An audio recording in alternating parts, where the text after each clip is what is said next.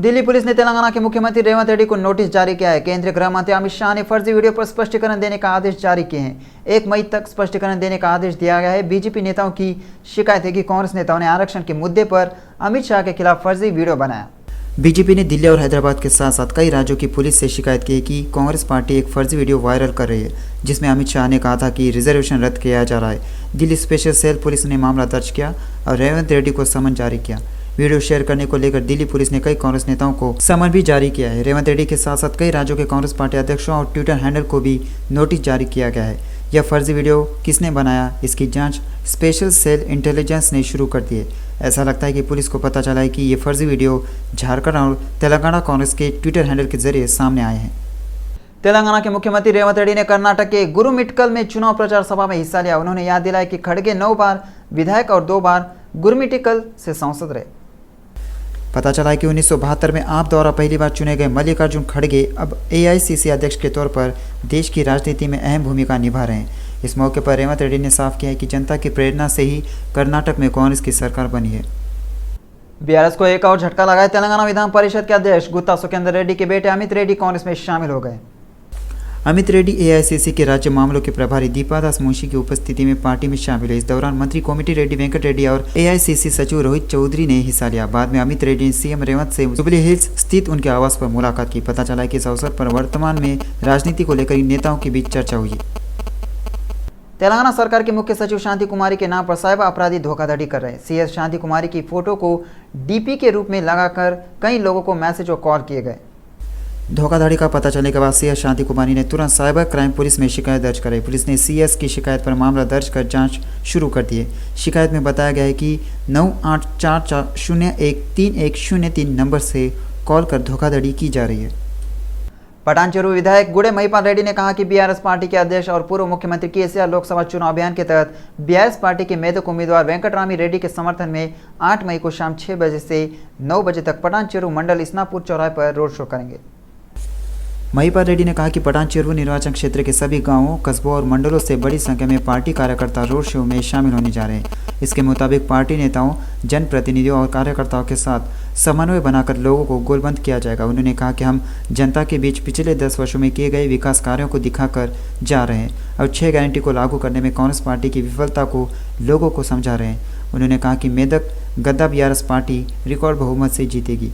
इस बीच GMR विधायक ने इस्नापुर चौराहे का निरीक्षण किया, जहां स्थानीय जनप्रतिनिधियों के साथ KCR का रोड शो होगा। उन्होंने कहा कि कार्यक्रम को लेकर ऐसी व्यवस्था की जा रही है कि यात्रियों को परेशानी का सामना नहीं करना पड़े।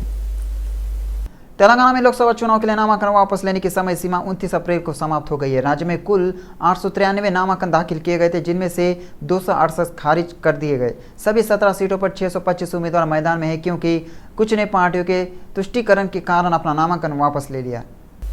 नामांकन वापस लेने के बाद 12 उम्मीदवार आदिलाबाद लोकसभा के लिए मैदान में हैं। मेडक में सबसे ज़्यादा 53 उम्मीदवार चुनाव लड़ रहे हैं। इसी आज शाम को अंतिम सूची की घोषणा करेगी। तेलंगाना का भी 17 लोकसभा सीटों पर 13 मई को चुनाव होंगे। मतगणना 4 जून को होगी। मुख्य पार्टियां कांग्रेस, भाजपा और BRS है। सत्तारूढ़ कांग्रेस 14 सीटों को लक्ष्य बनाकर प्रचार कर रही है। तेलंगाना मछुआरा कांग्रेस के अध्यक्ष मेट्टू साई कुमार ने केंद्र की भाजपा सरकार पर संविधान द्वारा प्रदत्त आरक्षण को खत्म करने की साजिश रचने का आरोप लगाया है। हैदराबाद में टैंक बंड पर अंबेडकर की मूर्ति के सामने विरोध प्रदर्शन करते हुए नारे लगाए कि आरक्षण हटाने की साजिश रच रही है, BJP को रोकेंगे।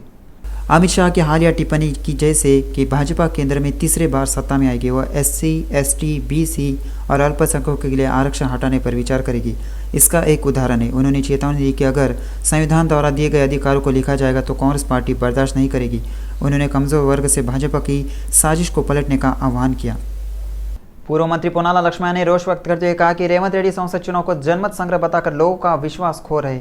जोसाम ने कहा कि संसद चुनाव में कांग्रेस पार्टी तीसरे स्थान पर सिमट जाएगी। उन्होंने शिकायत की कि कांग्रेस पार्टी में कोई टीम वर्क और होमवर्क नहीं है। रेवंत रेड्डी इस बात से नाराज है कि KCR को लोगों से मिल रहे समर्थन को देखकर वो बर्दाश्त नहीं कर सके।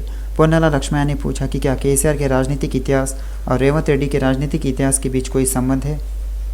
जैसे जैसे लोकसभा चुनाव नजदीक आ रहे हैं, पार्टियों ने अपना चुनाव प्रचार अभियान तेज कर दिया है। पार्टियां अलग अलग तरीकों से लोगों को प्रभावित करने के लिए अभियान चला रही है।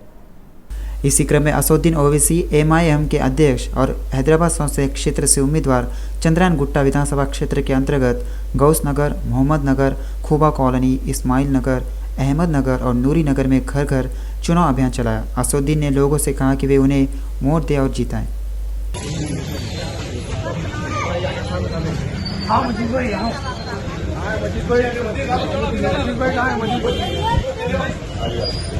मैंने उठा तो बैठो बैठो बैठो बैठो बैठो बैठो बैठो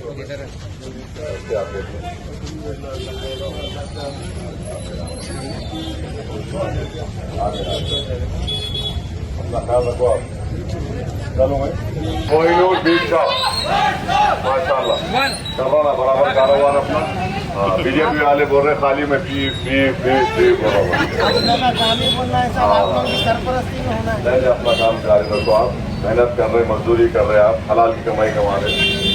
वोट को काट रहे आप, इंसानों को नहीं काट रहे आप। फर्क वही है। मोदकुपल्ली नरसिम्हलू ने आरोप लगाया कि आज़ादी के 75 साल हो गए हैं, तब से उनके श्रम का शोषण हो रहा है। उन्होंने कहा कि जब एनटीआर सत्ता में आए तो मादिगा जाति के साथ खड़े रहे। उन्होंने कहा कि एनटीआर की वजह से उनकी जाति में जागृति आई। एमएमआरपीएस के अध्यक्ष मंदाकृष्ण मादिगा ने इस बात पर नाराजगी जताई कि आरक्षण से बेदखल करने का अधिकार रेवंत रेड्डी को किसने दिया। आज़ादी के 75 साल हो गए हैं, तब से उनके श्रम का शोषण हो रहा है। उन्होंने कहा कि जब एनटीआर सत्ता में आए तो मादिगा जाति के साथ खड़े रहे। उन्होंने कहा कि एनटीआर की वजह से उनकी जाति में जागृति आई। पारुपल्ली के सरूर नगर डिवीजन के पूर्व नगर सेवक अनिता दयाकर रेड्डी ने कहा कि कांग्रेस पार्टी संसदीय चुनाव में तेलंगाना राज्य में 15 एमपी सीटें जीतेंगी। सरूर नगर मंडल अध्यक्ष बोइनी शंकर यादव ने चेवेला सांसद उम्मीदवार गड्डम रंजीत रेड्डी के समर्थन में कई कॉलोनियों में चुनाव अभियान चलाया। इस अवसर पर अनिता दयाकर रेड्डी, शंकर यादव, दान राज गौड़ और शिव प्रसाद ने संबोधित किया। रेड्डी ने कहा कि तेलंगाना में कांग्रेस की सरकार बनने के बाद महिला को मुफ्त बस यात्रा, 500 रुपये में गैस सिलेंडर, 200 यूनिट तक मुफ्त बिजली दी गई और आरोग्यश्री का दायरा बढ़ाकर 10 लाख रुपए किया गया। लोगों से कांग्रेस पार्टी को वोट देने के लिए कहा गया है, क्योंकि राज्य को केंद्र से अधिक धन तभी मिलेगा जब राज्य और केंद्र में कांग्रेस सरकार होगी। उन्होंने कहा कि सीएम रेवंत रेड्डी और एमपी उम्मीदवार रंजीत रेड्डी कल शाम 5 बजे अष्टलक्ष्मी मंदिर के कमान में नुक्कड़ सभा में शामिल होंगे। उन्होंने कहा कि सरूर नगर से 10,000 लोग नुक्कड़ सभा में शामिल होंगे। SC, ST, BC अल्पसंख्यक आरक्षण के खिलाफ आरएसएस और भाजपा की नीतियों का विरोध करते हुए छात्रों, विद्वानों और छात्र नेताओं ने उस्मानिया विश्वविद्यालय में प्रधानमंत्री नरेंद्र मोदी का पुतला जलाया। साथ ही मोदी के विरोध में नारे लगाए। आंदोलनकारियों ने भारत के संविधान निर्माता डॉक्टर BR अम्बेडकर की भावना के विरुद्ध भारत के संविधान को बदलने की कोशिश करने का आरोप लगाया गया। इस कार्यक्रम में छात्र नेता तेजावत वेंकट नाइक, वलीगोंडा नरसिम्हा, ईश्वर, अजय, रफ़ी और बड़ी संख्या में छात्र शामिल थे। SC, ST, BC अल्पसंख्यक आरक्षण के खिलाफ आरएसएस और भाजपा की नीतियों का विरोध करते हुए छात्रों, विद्वानों और छात्र नेताओं ने उस्मानिया विश्वविद्यालय में प्रधानमंत्री नरेंद्र मोदी का पुतला जलाया। साथ ही मोदी के विरोध में नारे लगाए। अमेरिका में न्यूयॉर्क मुख्यालय वाली कावेती लॉ फर्म के प्रमुख कावेती श्रीनिवास विदेश यात्रा करने वाले भारतीयों को कानूनी सलाह और सेवाएं प्रदान करने के लिए भारत में अपने भागीदार कार्यालय खोल रहे हैं। इसी क्रम में FC ओवरसीज एजुकेशनल कंसल्टेंसी, जिसने 2 तेलुगु राज्यों में कई शाखाओं के साथ विस्तार किया है, ने अपने आंध्र प्रदेश मुख्यालय बंडारू रोड, विजयवाड़ा में स्थापित किया है। अंतर्राष्ट्रीय आप्रवासन कानून विशेषज्ञ वीक गपनी Chennupati Srinivas, FC overseas educational consultancy के प्रमुख चिल्लाकल्ला अविनाश, आंध्र और तेलंगाना उच्च न्यायालय के अवरजन सलाहकार बेलमकोंडा विनोद, अधिवक्ता मल्लेला आदित्य, तूपिली रविंद्र बाबू, B प्रसाद राव, चेन्नुपति सुभाकर, बोमिना कल्याणी और अन्य ने इसकी शुरुआत की। कावेती श्रीनिवास ने कहा कि चूंकि सुप्रीम कोर्ट ने हाल ही में फैसला किया है कि अंतर्राष्ट्रीय कानून कंपनियां भारत में प्रैक्टिस कर सकती है, इस अवसर का लाभ उठाते हुए उन्होंने हाल ही में नई दिल्ली में एक भारतीय प्रधान कार्यालय, हैदराबाद में एक दक्षिण भारतीय प्रधान कार्यालय और विभिन्न शाखाएं खोली है। वरंगल, करीमनगर और खम्मम में FC ओवरसीज एजुकेशनल कंसल्टेंसी के प्रमुख चिल्लाकल्ला अविनाश ने कहा कि वे 28 अप्रैल को गुंटूर और 29 अप्रैल को तिरुपति में अपनी साझेदारी शाखाएं खोल रहे हैं। कैवेटी लॉ में भारतीय परिचालन के प्रमुख और अंतर्राष्ट्रीय अवरजन कानून के विशेषज्ञ वीक गैपनी ने कहा कि उनकी फर्म के तत्वाधान में विदेश में सभी भारतीयों और जो विदेश जाना चाहते हैं उन्हें मुफ्त कानूनी सलाह प्रदान की। हाईकोर्ट के वकील मल्लेला आदित्य और टूपिली रविंद्र बाबू ने कहा कि विदेश जाने से पहले जो लोग विदेश जाना चाहते हैं उन्हें संबंधित देशों में प्रवेश करने के बाद हर महीने 1 दिन मुफ्त में कानूनी सलाह दी जाएगी कि वहाँ किसी भी कानूनी समस्या से कैसे बचा जाए। इटेला राजेंद्र ने चेंगीचरला, शिवदुर्गा कॉलोनी, मेरठ जिले में ब्रेकफास्ट बैठक में भाग लिया। इस कार्यक्रम में विद्यासागर, अमरेंद्र रेड्डी, कप्परा प्रसाद, सुदर्शन रेड्डी, गोन श्रीनिवास, महेश, पवन रेड्डी ने भाग लिया। ईटेला राजेंद्र ने कहा कि भले ही पार्टी कमज़ोर थी, लेकिन लोगों ने 5 साल पहले पूर्व सांसद रेवंत रेड्डी को प्रश्नवाचक आवाज़ के रूप में वोट दिया और जीत हासिल की। लेकिन उन्होंने कहा कि वह एक बार फिर वोट देने वाले लोगों को देखने और उनकी समस्याएं जानने नहीं आए। अब वह तेलंगाना के मुख्यमंत्री बन गए हैं, लेकिन सरकार बनने के 4 माह बाद भी कोई वादा पूरा नहीं हुआ और कांग्रेस पार्टी फिर किस मुँह से वोट मांगने आ रही है। उन्होंने कहा कि मौजूदा हालत में बीआरएस और कांग्रेस पार्टी को वोट देने से कोई फ़ायदा नहीं है। सीपीएम ने भुवनागिरी लोकसभा सीट पर मुकाबले बने रहने का फैसला किया है। पार्टी के सचिव की बैठक में नेताओं ने अन्य जगहों पर कांग्रेस को समर्थन देने का फैसला किया। सीपीएम ने भुवनागिरी लोकसभा सीट पर मुकाबले में बने रहने का फैसला किया है। पार्टी के सचिव की बैठक में नेताओं ने अन्य जगहों पर कांग्रेस को समर्थन देने का फैसला किया। बीआरएस पार्टी के कार्यकर्ताओं नेताओं ने सनतनगर निर्वाचन क्षेत्र में सांसद उम्मीदवार टी पद्माराव गौड़ का गर्मजोशी से स्वागत किया। पद्माराव गौड़ के जन्म पर सनतनगर के लोगों ने कदम पर जश्न मनाया। सनतनगर निर्वाचन क्षेत्र को लोगों से बहुत अच्छी प्रतिक्रिया मिलती है। उन्होंने कहा कि पिछली सरकार के दौरान ग्रेटर हैदराबाद का सभी क्षेत्रों में विकास किया गया था। खासकर सनतनगर में सड़कें, जल निकासी और पार्क विकसित किए गए थे। इसलिए हैदराबाद के लोगों ने पिछले विधानसभा चुनाव में बीआरएस पार्टी को वोट दिया था। उसी तरह सिकंदराबाद संसदीय क्षेत्र के लोग संसदीय चुनाव में भी बीआरएस पार्टी को वोट देने के लिए तैयार है। सभी से बीआरएस पार्टी को वोट देकर जिताने को कहा गया। जेएनटीयू ने तेलंगाना राज्य में आयोजित होने वाले TSEAAM CET 2024 इंजीनियरिंग कृषि फार्मेसी पाठ्यक्रमों के लिए परीक्षा कार्यक्रम जारी कर दिया है। इसी तरह इंजीनियरिंग परीक्षा में बैठने वाले उम्मीदवार 1 तारीख को वेबसाइट के माध्यम से हॉल टिकट प्राप्त कर सकते हैं। उन्होंने बताया कि परीक्षा 9, 10 और 11 मई को होगी।